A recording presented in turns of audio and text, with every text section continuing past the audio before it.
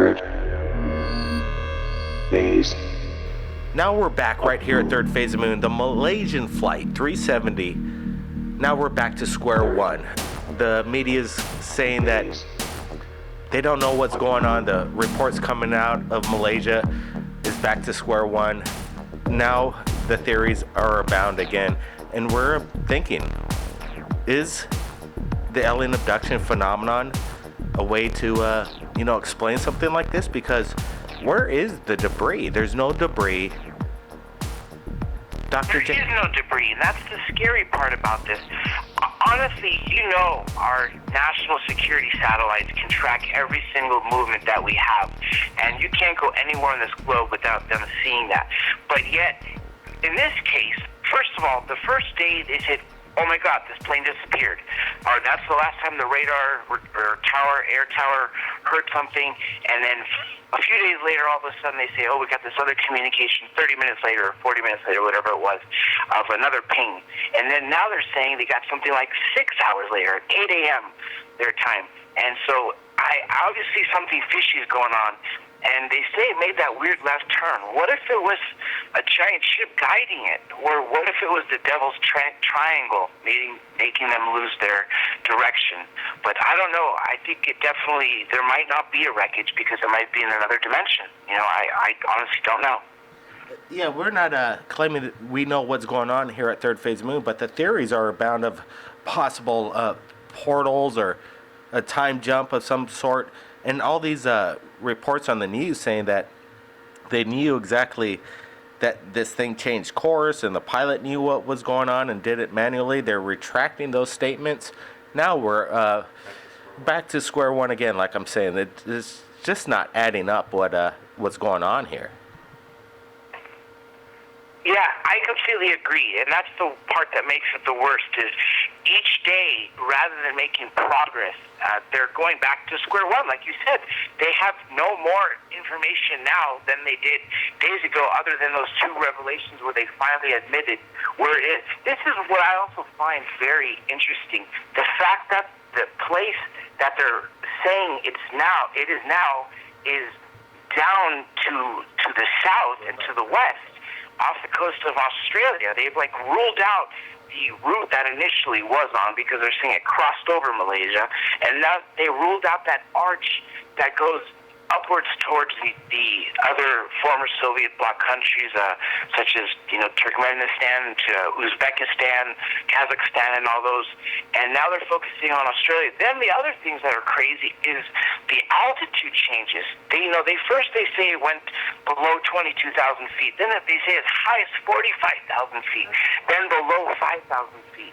So a lot of it's fishy, and it very well could be involving something else. But at this point, like what you just said, really back to square one. What you just said, Dr. J, is basically old news, because now everything's retracted as what was been said today on the major media.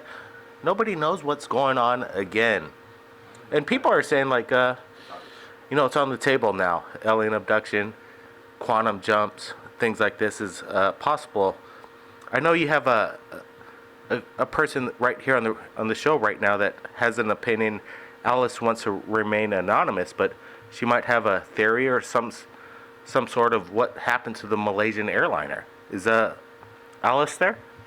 Absolutely. Here she is, Blake. Hi, Blake. Alice here. I do have, what bothers me about this whole situation is the fact that usually by now they will have a passenger list up. They will be running stories about the people who are on the flight, and nothing is being said. And something or someone on that flight was of some sort of importance that they don't want us to know about. And it's not being, if they hit a porthole or if aliens grabbed a hold of it, something was on that flight that was somebody somewhere wanted it. And and I'm getting really pissed off because I feel we are being lied to. 100%. They are just being quiet and sneaky and behind our backs. I think a lot of people in this world right now are pretty pissed off as far as the technology is concerned. You think nowadays in the world, people have their cell phones on themselves in that airplane. The NSA could track a cell phone in a blink of an eye. Why aren't they finding all these passengers' cell phones and tracking this? Something's it's just not making any sense. Do you think it's on the ground? What's your opinion, Alice? Your gut feeling? Is this thing on the ground?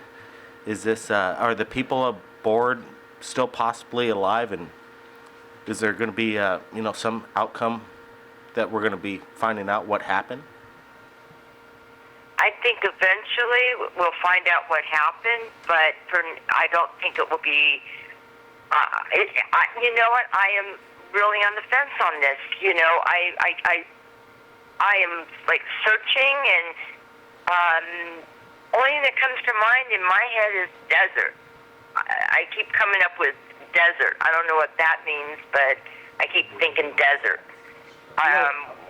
Alice, when you bring up that desert image, you're not the only one that's talking about that right here at Third Phase of Moon. We've been having a lot of correspondence through emails, people with their theories, and that's why we're talking about this right now on Third Phase of Moon, is because people want to know. The questions are out there, and we need an open dialogue in this world right now, because the major media is not covering everything that should be in regards to some of these questions. And people are stating right now that this thing could have landed in a desert somewhere, and it's hidden under a military ground base of some sort, or a network of some sort, trying to, straight out of a James Bond movie.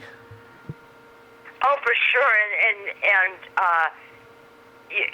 if it's I'm thinking if it was terrorists, they would have said something by now.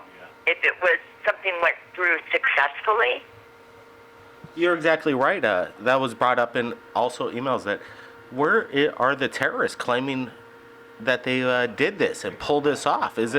Unless there's a bigger prize that they're not telling us right now. But you would figure it in a state like this, if it was terrorism, they're jumping on it right away and saying we claim responsibility on this. Dr. J? Yeah, and the thing is, we got to remember is they send their terrorists to pilot training. The 9/11 hijackers were all trained to fly commercial jets. And I was talking to another friend who had another theory. Again, nobody here is claiming to be an expert. Just like you said, we have to open this dialogue, and that's what this world needs to do with the mainstream media, such as take UFO cases seriously, especially credible ones, and open dialogue. And this is a case that has this kind of mystery, because where is this plane? But terrorists, Al-Qaeda is known to send them to become airliners. And my friend said, what if they just wanted to steal a plane, hide it on some little island, and then bounce it around below radar under 5,000 feet to a place in some, desert country that hates us, or somewhere in Africa or wherever they can get to, and then crash it into another building, in a year or two. And, and some way he may be right. I don't know, but that's another possible theory that we have to consider. But honestly, you got to remember, they have the satellites. I don't see how it's possible right now with the national defense that we have, where they don't have the capability to tell you exactly where this plane is at exactly this moment. Not just giving you this huge 12,000-mile range or whatever they hear, a 200 million square foot place of ocean or some insane amount of ocean that they have to cover. I think they know they're just not communicating, and that's why revelations have been made every day. But I fear for the whole crew at this point. Dr. J, we're just speaking, a day or so ago about, off the record of what was going on, but I kind of want to bring it up, is that maybe this could be disclosure UFO phenomenon. That, this could be something that might wake up the world, because how could the governments, I think something's going on. I think every single nation in the world that knows anything about this, they're not telling us what's going on. They're pretty much keeping it to themselves, because it just does not make any sense. Nobody's coming out with relevant information. It changes every single day. CNN, Anderson Cooper is covering this, and his dialogue changes every day. We're not saying we know exactly what's happening. We've made mistakes on reports, but now we're just baffled by this coming back to the same day. It's been over a week now, and this plane's missing. And now, I think the alien abduction scenario is still on the table. That's right. Remember, we did interview David Dunger, and he was just one of many. Remember, a Roper poll in '91 showed that 4 million Americans were being abducted. That was in '91. Our population is much higher now. There are much more people, obviously, around the world. This was just a U.S. poll. So when you look at that number and where they've been taken, he's just one person that's come out and said, yes, I was on board a airliner and taken. The whole airliner was taken. And I guess select people were taken. Other people maybe were just left asleep, and then it was brought back. The thing that scares me, though, is why isn't the plane back? Did something go wrong? Is this going to be a hostile thing? But see, if that's the case, then people who are claiming otherwise of benevolent things, such as Dr. Greer, when we interviewed him, he brought up these false flags. And this could be that false flag that Werner von Braun was talking about, the alien invasion.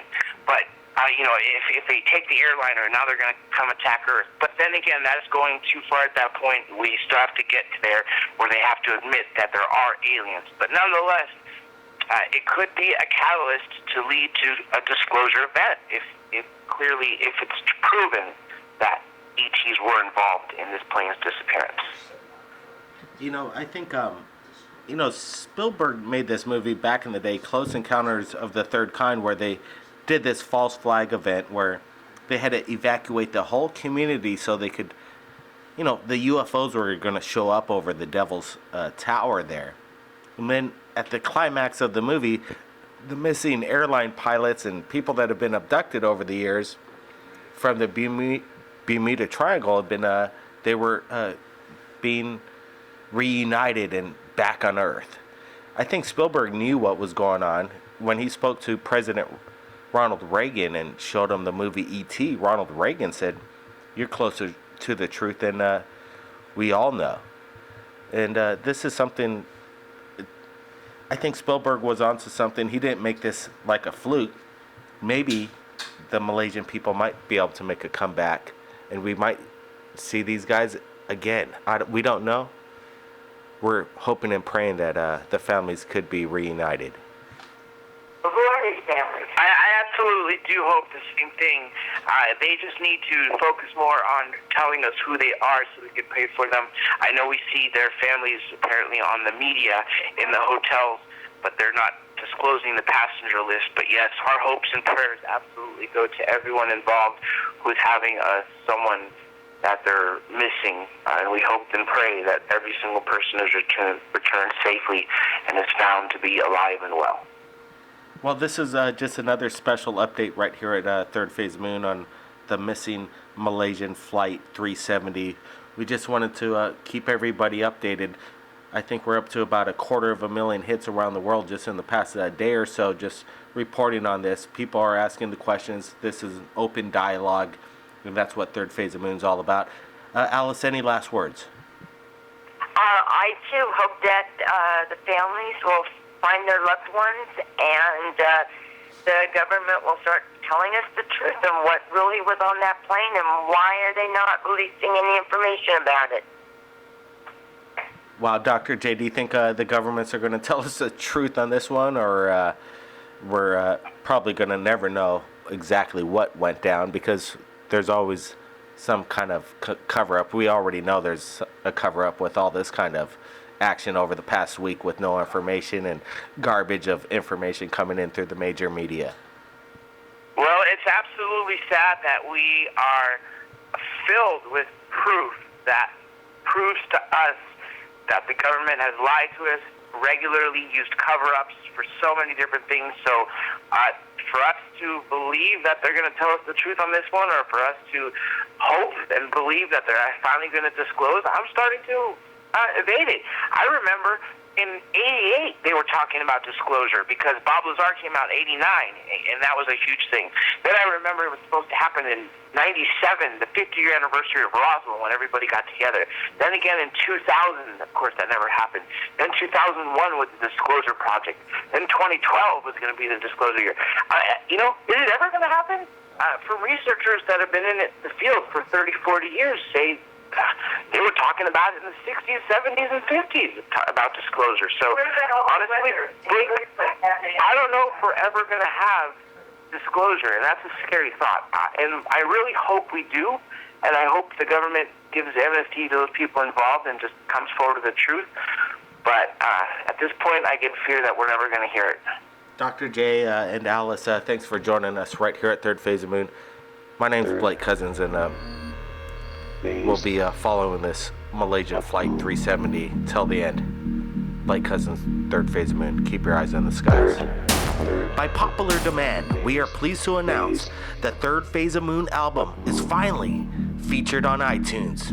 With all your favorite songs and themes you hear on the top UFO channel on YouTube, Third Phase of Moon. Out of This World soundtracks composed by master artist Paul Barrett. With 12 remastered and extended cuts to enjoy. Download them now, exclusive on iTunes. Click the link in the description below. Now listen for yourself, heard by millions around the world, Paul Barrett's album, Third Phase of Moon.